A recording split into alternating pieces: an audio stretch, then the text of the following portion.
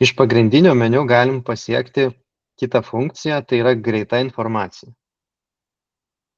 Šitą meniu naudojam, kai norim greitai sužinoti informaciją apie kažkokią tai prekę arba lokaciją ir iš karto nusiskanavę matom informaciją apie norimą produktą arba lokaciją.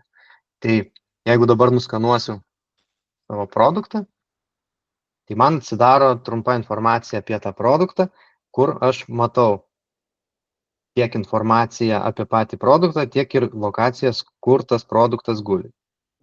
Išsididinęs galiu taip pat pasižiūrėti nuotrauką apie tą produktą ir matau iš karto visas lokacijas, kur ta prekė guli.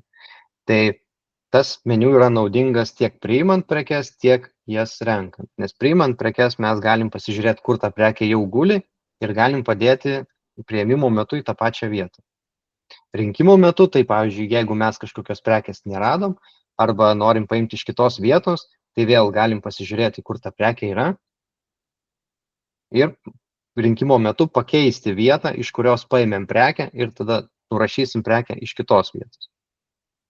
Tai nuskanavę prekę matom tokį meniu. Taip pat galim nuskanuoti ir lokaciją.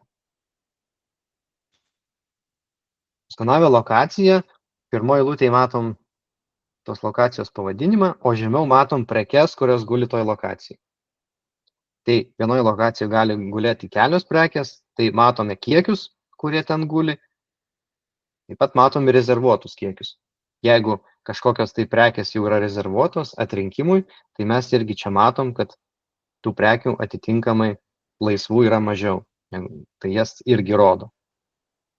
Tai toks greitos info meniu mums padeda greičiau sužinoti informaciją tiek apie prekes, tiek apie lokacijas.